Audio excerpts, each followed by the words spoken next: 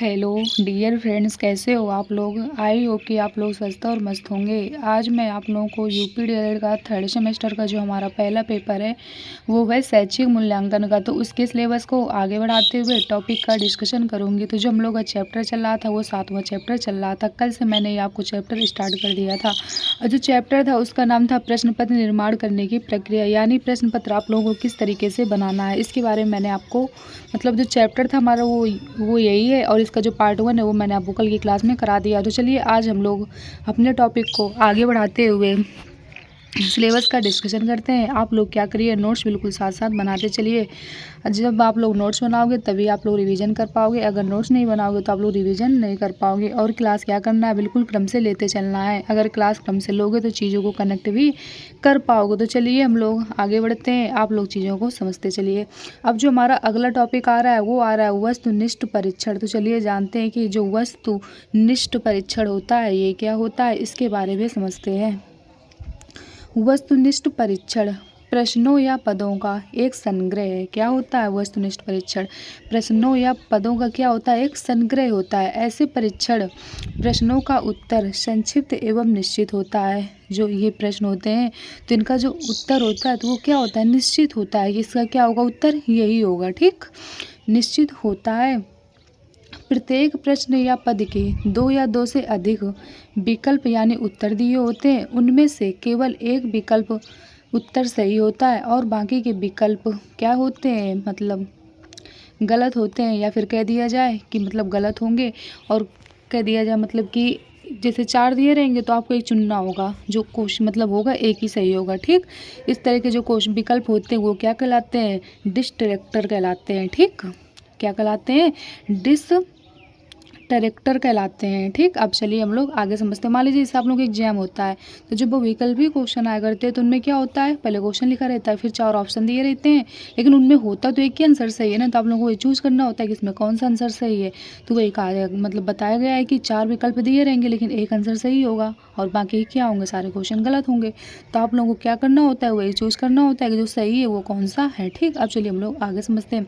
कहा गया कि वस्तुनिष्ठ प्रश्नों की रचना करना कठिन होता है परंतु जांचना आसान होता है। क्या कहा जा रहा है, कहा जा रहा है कि इनकी जो रचना करना होता है वो कठिन होता है परंतु जांचना आसान होता है। क्योंकि जांचने में क्या, तुरंत देख लिया गया कि कौन सा आंसर सही है, बच्चे ने वाले टिक किया है कि नहीं किया है। अगर किया है तो सही, नहीं किया है तो गलत। लेकिन इनकी रचना करना क्या होता है, कठिन होता है। यानी ऑप्शन बनाना इनके कठिन होता है कि कौन कौन से 4 टॉपिक रखे जाएं, 4 रखे जाए आंसर, जिससे क्या हो, एक सही हो। ये करना क्या होता है, कठिन होता है, यही बताया गया है।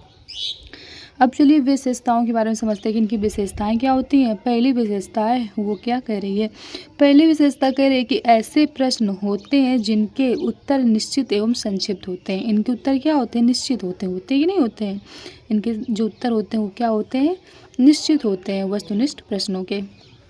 अगला है जो पॉइंट वो क्या कह रहा है, अगला पॉइंट कह रहा है कि वस्तुनिष्ठ प्रश्नों का निर्माण एक कुशल परीक्षण निर्माता ही कर सकता है। क्या कहा गया है कि इन प्रश्नों का निर्माण कौन कर सकता है, एक कुशल परीक्षण निर्माता ही कर सकता है, जिसको क्या हो, अच्छे से चीज़ों के बारे में समझ में आता हो और क्या हो, अच्छी नॉलेज हो, ठीक। अब चलिए तीसरे पॉइंट को समझते हैं। तीसरा पॉइंट कह रहा है कि इनको पढ़ने व समझने में अधिक समय लगता है परंतु उत्तर देने में कम समय लगता है। क्या कहा गया है कि ये जो प्रश्न होते हैं तो इनको पढ़ने में और समझने में क्या होता है, अधिक समय लगता है। अधिक क्या होता है, ज़्यादा टाइम लगता है, लेकिन उत्तर देने में क्या होता है, कम टाइम लगता है। अब चलिए हम लोग आगे समझते हैं। अब जो हम लोग का अगला टॉपिक आ रहा है वो आ रहा है वस्तुनिष्ठ परीक्षण पदों के प्रकार। तो चलिए जानते हैं कि जो वस्तुनिष्ठ परीक्षण या पदों के प्रकार होते हैं ये कौन कौन से होते हैं, इनके बारे में समझते हैं। वस्तुनिष्ठ परीक्षण पद मुख्य रूप से निम्न प्रकार के होते हैं। तो चलिए जानते हैं ये कौन कौन से प्रकार होते हैं, इनके बारे में समझते हैं। पहला आ रहा है पहचान पद। क्या आ रहा है, पहचान पद। अब इसके बारे में समझते हैं। ये जो पहचान पद होता है ये क्या होता है, इसके अंतर्गत भी क्या क्या आता है, इसके अंतर्गत आता है एकांतर या विकल्प उत्तर। क्या आता है, एकांतर या विकल्प उत्तर। दूसरा आ रहा है बहुविकल्पी पद, तीसरा आ रहा है मिलान पद और चौथा आ रहा है वर्गीकरण पद। ये क्या होते हैं, इस तरीके से क्या होती है, इनकी पहचान की जाती है, ठीक। अब जो दूसरा आ रहा है वो क्या आ रहा है, इसके बारे में समझते हैं। दूसरा आ रहा है प्रत्यय स्मरण पद। अब ये क्या होता है, इसके अंतर्गत क्या क्या आएगा, इसके अंतर्गत आता है सरल प्रत्यय स्मरण पद और एक आता है रिक्त स्थान की पूर्ति। होते कि नहीं होते हैं, देखा होगा आप लोगों ने। खाली जगह दी रहेगी, मतलब फिर क्या होगा, वाक्य लिखा होगा, तो वो जो खाली जगह होती है वहाँ पे आपको क्या होता है, मतलब वाक्य को पूरा करना होता है शब्द जोड़ के। ठीक, अब चलिए आगे बढ़ते हैं। अब आ रहा है वस्तुनिष्ठ परीक्षण के गुण। चलिए जानते हैं कि जो वस्तुनिष्ठ परीक्षण होता है इसके गुण कौन कौन से होते हैं। निम्न गुण होते हैं, क्या कहा गया है कि निम्न गुण होते हैं। अब कौन कौन से होते हैं इनके बारे में समझते हैं। वस्तुनिष्ठता, विश्वसनीयता, वैधता, मानकीकरण, व्यापकता, आकलन में सुविधा और रुचिकर, ये सब चीज़ें क्या होती हैं वस्तुनिष्ठ परीक्षण के दोष। अब चलिए जानते हैं जो इनके दोष होते हैं वो क्या होते हैं, दोष के बारे में समझते हैं। वस्तुनिष्ठ परीक्षण के द्वारा सृजनात्मक तथा भाष फिर से समझते हैं वस्तुनिष्ठ परीक्षण के दोष। चलिए जानते हैं जो वस्तुनिष्ठ परीक्षण होता है तो इसके दोष कौन कौन से होते हैं। पहला कह रहा है वस्तुनिष्ठ परीक्षण के द्वारा सृजनात्मक तथा भाषा शैली का मापन नहीं हो पाता है। क्या कहा गया, कहा गया कि जो वस्तुनिष्ठ परीक्षा के द्वारा सृजनात्मक का मतलब होता है क्रिएटिविटी, ठीक, तथा भाषा शैली का मापन नहीं हो सकता है। क्योंकि क्या होता है, इसका जो आंसर होगा वो क्या होता है, छोटा होता है कि नहीं होता है, एक ही मतलब उसमें हो जाता है कंप्लीट। एक मतलब उसमें जैसे 4 ऑप्शन दिए रहते हैं तो एक ही ऑप्शन में क्या होता है, कंप्लीट हो जाता है।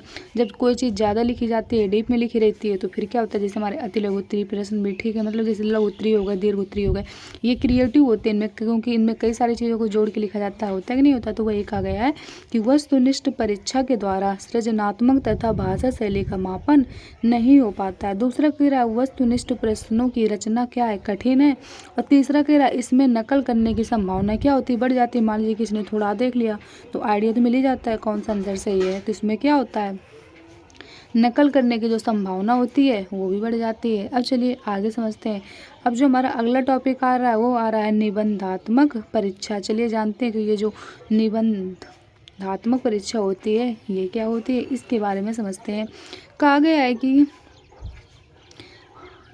इसको बोलते हैं ऐसे टाइप एग्जामिनेशन। अब चलिए इनके बारे में सोचते हैं कि ये क्या होते हैं। कहा गया कि ऐसी परीक्षाएं जिनमें प्रश्न लिखित या मौखिक रूप में पूछे जाते हैं तथा उनका उत्तर निबंध के रूप में बताया जाता है, निबंधात्मक परीक्षा कहलाती है। इसमें क्या होता है, इसमें जो उत्तर होता है वो मौखिक रूप से भी पूछा जाएगा और क्या होता है, लिखित रूप से भी होता है, ठीक। ऐसी परीक्षाएं जिनमें प्रश्न लिखित या मौखिक रूप में पूछे जाते हैं तथा उनका उत्तर निबंध के रूप में बताया जाता है, निबंधात्मक परीक्षा कहलाती है। अब चलिए आगे समझते हैं प्रकार के बारे में। इनके प्रकार कौन कौन से होते हैं, तो निम्न प्रकार होते हैं। कौन कौन से होते हैं, पहला कह रहा है वर्णनात्मक निबंध, दूसरा कह रहा है विचारात्मक निबंध, तीसरा कह रहा है भावात्मक निबंध और जो चौथा है वो कह रहा है साहित्यिक आलोचनात्मक निबंध, ठीक। ये सब क्या है, ये सब इनके प्रकार होते हैं। अब जो हमारा अगला टॉपिक आ रहा है वो क्या आ रहा है उसके बारे में समझते हैं। सीसी बैडमैन ने 10 प्रकार के निबंधात्मक प्रश्न बताए। जो सीसी बैडमैन थे इन्होंने कितने प्रकार के निबंधात्मक प्रश्न बताए, 10 प्रकार के बताए। तो चलिए जानते हैं कौन कौन से हैं। पहला कह रहा है वे प्रश्न जो क्या, कौन, कब, कहाँ, क्यों आदि शब्दों से प्रारंभ किए जाते हैं। होता है कि नहीं होता है, तुम कहाँ रहते हो, तुम कौन हो, तुम्हें क्या पसंद है, तुम वहाँ कब गए, आते कि नहीं आते इस तरीके के। तो ये है, फिर समझते हैं आगे। फिर कहा गया सूची देना, रूपरेखा प्रस्तुत करना, वर्णन करना, भेद करना और क्या, तुलना करना, विवेचन करना, विकसित करना, सारांश देना और मूल्यांकन करना, ठीक। इसके अंतर्गत ये सब आते हैं। किसने 10 प्रकार के बताए, किसने बताया था, सीसी बैडमैन ने। तो ये जो क्या थे 10 प्रकार के निबंधात्मक प्रश्न थे। अब चलिए अगले टॉपिक की तरफ बढ़ते हैं। अगला टॉपिक कह रहा है कि निबंधात्मक परीक्षाओं के गुण। तो चलिए जानते हैं कि जो निबंधात्मक परीक्षा होती है इनके गुण कौन कौन से होते हैं, इनके गुण के बारे में समझते हैं। पहला पॉइंट कह रहा है कि निबंधात्मक प्रश्नों की रचना बहुत सरल होती है। निबंधात्मक परीक्षाओं के प्रश्नों के निर्माण में समय, श्रम एवं धन की क्या होती है, बचत होती है। इसमें बच्चे किसी विषय, तथ्य, घटना पर अपने विचारों को स्वतंत्र रूप से क्या होता है, व्यक्त कर सकते हैं। यानी स्वतंत्र रूप का मतलब क्या होता है, मतलब अच्छे से लिख सकते हैं, कोई भी चीज़ जो उनके मन में आएगा, ठीक, मतलब लिखते चले जाते हैं। इसमें बच्चों की भाषा एवं लेखन शैली का क्या होता है, मूल्यांकन होता है कि बच्चे किस भाषा में लिख रहे हैं और जो उनकी लेखन है, उनकी राइटिंग है, तो वो कैसी बन रही है, इसका भी क्या किया जा सकता है, मूल्यांकन किया जा सकता है। 5वां पॉइंट कह रहा है कि इनके द्वारा चिंतन शक्ति, बुद्धि, तर्क शक्ति, कल्पना शक्ति आदि का क्या किया जा सकता है, मापन भी किया जा सकता है। अब चलिए इनके दोष के बारे में समझते हैं कि जो निबंधात्मक परीक्षाओं के दोष क्या होते हैं। तो कह रहा है अंकों की विश्वसनीयता की कमी रहती है, अंकन में आत्मनिष्ठता होती है, अध्यापक अपने मनमाने ढंग से उत्तरों का कोई भी अंक दे देते हैं, इसमें रटने पर आधारित बल दिया जाता है। क्या कहा गया कि अध्यापक क्या करते हैं, अपने अनुसार इसमें क्या होता है, अंक दे देते हैं और इसमें रटने पर अधिक बल दिया जाता है। यानी बच्चा क्या करेगा, चीज़ों को जब रटेगा तभी क्या कर पाएगा, लिख पाएगा, ठीक। फिर क्या कहा गया है, फिर समझते हैं। कहा गया कि इस परीक्षा प्रणाली में बच्चे परीक्षा को बोझ के रूप में मानते हैं, क्योंकि क्या होगा, क्वेश्चन के जो आंसर होंगे तो बड़े होंगे, तो बच्चा क्या समझेगा, उनको बोझ समझेगा, सोचेगा बहुत बड़े बड़े क्वेश्चन है। निबंधात्मक परीक्षण अध्यापक एवं बच्चे से अधिक श्रम एवं समय चाहते हैं। इसमें क्या होगा, बच्चे से भी और अध्यापक से भी क्या होगा, टाइम लगेगा, क्योंकि अध्यापक होंगे वो क्वेश्चन को पढ़ेंगे तो उसमें भी टाइम लगेगा, और बच्चा क्या करेगा, लिखेगा, तो बच्चे को भी टाइम लगेगा। तो वही कहा गया कि निबंधात्मक परीक्षण अध्यापक एवं बच्चे से अधिक श्रम एवं समय चाहते हैं। अब इसके अंतर्गत क्या क्या आता है उसके बारे में समझते हैं। प्रश्नों के निर्माण में सुधार, ठीक। फिर दूसरा कह रहा है कि अंक प्रदान करने की प्रणाली में सुधार। फिर तीसरा कह रहा है सेमेस्टर परीक्षा लागू करना। और जो चौथा है वो कह रहा है आंतरिक परीक्षा एवं सतत मूल्यांकन। अब ये क्या होते हैं, इनके बारे में समझते हैं। सेमेस्टर प्रणाली ये क्या होती है, 2 वर्ष के कोई कोर्स के पाठ्यक्रम को 6 माह के 4 सेमेस्टर में बांट दिया जाता है। प्रत्येक सेमेस्टर के अंत में परीक्षा उपलब्धि का मूल्यांकन करने के लिए सैद्धांतिक एवं प्रायोगिक परीक्षाएं आयोजित करते हैं। जैसे आप लोगों के डीएलएड वाले एग्जाम होते हैं, ये क्या, ये सेमेस्टर प्रणाली ही तो होती है, इसी को बोलते हैं, ठीक। अगला आ रहा है लघु उत्तरीय प्रश्न। तो चलिए जानते हैं जो लघु उत्तरीय प्रश्न होता है ये क्या होता है, इसके बारे में समझते हैं। यह प्रश्न का उत्तर अधिक से अधिक 5 से 6 पंक्तियों या 50 शब्दों में दिया जाता है। जैसे वंशानुक्रम में आपका क्या तात्पर्य है, घूर्णन गति किसे कहते हैं, उदाहरण से लिखिए। यानी जो इस टाइप के क्वेश्चन होते हैं तो 5 से 6 लाइनों में क्या होता है, खत्म हो जाते हैं, या फिर 50 शब्दों में खत्म हो जाते हैं। आप लोगों ने लिखा भी होगा इन क्वेश्चन के आंसर। अगला आ रहा है अति लघु उत्तरीय प्रश्न। तो चलिए जानते हैं जो अति लघु उत्तरीय प्रश्न होते हैं ये क्या होते हैं। इनका उत्तर अत्यधिक संक्षिप्त रूप में दिया जाता है। यह 1 या 2 पंक्तियों में या 30 शब्दों में लिखा जाता है। यानी जो लघु उत्तरीय होता है उससे भी क्या छोटा होता है, अति लघु उत्तरीय होता है। एग्जाम्पल के बारे में समझते हैं कि मतलब क्या कह रहा है क्वेश्चन। जैसे कह रहा निबंधात्मक तथा वस्तुनिष्ठ परीक्षण में अंतर बताओ, ये क्वेश्चन है तो इसके बारे में हमने आपको बताया है, आ सकता है एग्जाम में, तो आप लोग लिख दीजिएगा। अब चलिए आगे समझते हैं। अगला जो टॉपिक है वो क्या आ रहा है, अगला टॉपिक आ रहा है भूगोल के प्रश्न पत्र की रचना। यानी भूगोल के प्रश्न पत्र की रचना क्या होती है इसके बारे में समझते हैं।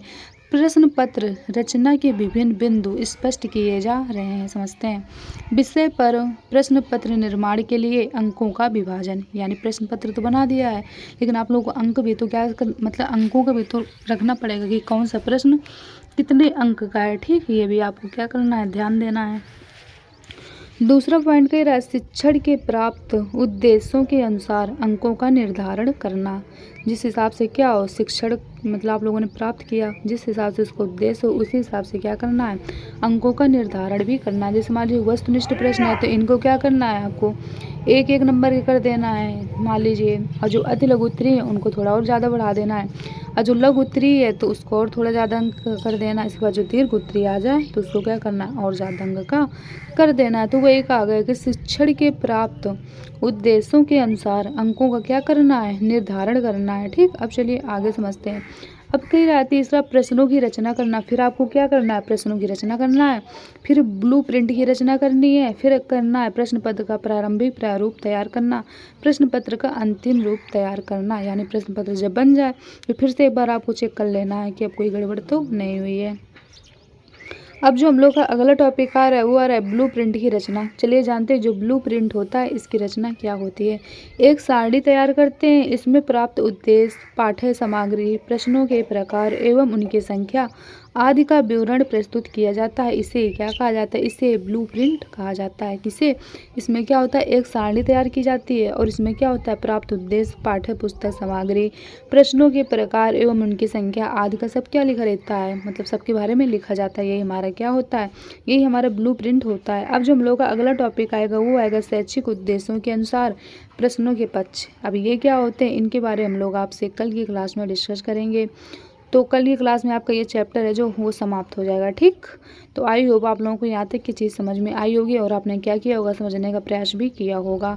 अगर आप लोग क्लास क्रम से नहीं लोगे तो चीज़ों को नहीं समझ पाओगे, इसलिए आपको क्या करना है क्लास क्रम से लेना है, क्योंकि सब्जेक्ट है जो बिल्कुल नया है और जो शब्द हैं वो भी क्या है, नए नए हैं।